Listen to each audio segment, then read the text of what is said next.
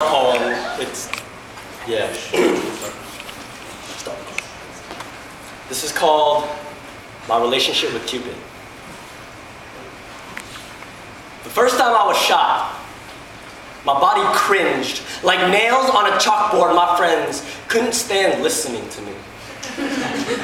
He shot me a little off target, hit my lungs instead. I was out of breath, mistaking the suffocation in my body for butterflies.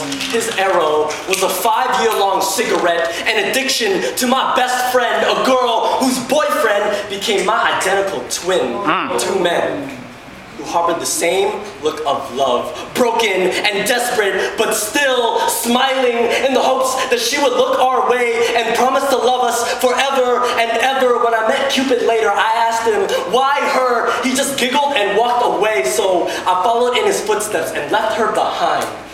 The next arrow was 8,000 miles across the fucking Pacific to a Vietnamese girl who couldn't even translate love into her own language. But Cupid thought it would be funny to make me fall for a computer, for late night webcam sessions, telling me that virtual hugs and screenshot kisses would one day jump out of the monitor. But that shit digitized my body into desperate data. I couldn't even recognize who I had become.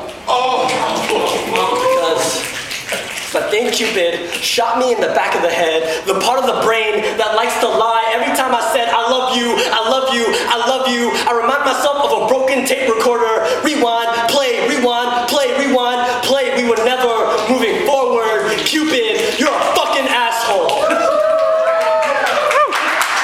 For shooting her twice, for letting my first relationship become a question of whether or not I could tolerate another man in her life. The third time I was shot, I had just finished peeling the paint off my scars, and she was cut open, bleeding out her emotions. I was her Band-Aid, her first aid kit, aka her rebound. But that doesn't take away from it being real. I still smiled as wide as my arms could hold her, just to push back our expiration date.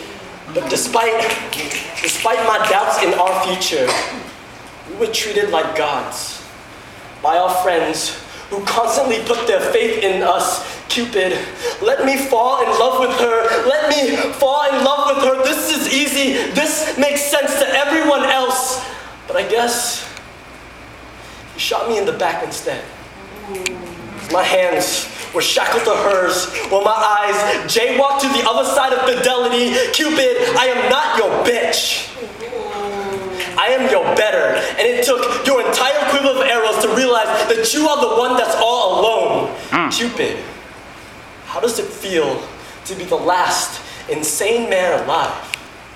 To see a budding world from behind prison bars. Your heart is a sandpaper love story, rough, with the ability to only improve all those around you. I get why you've been targeting me.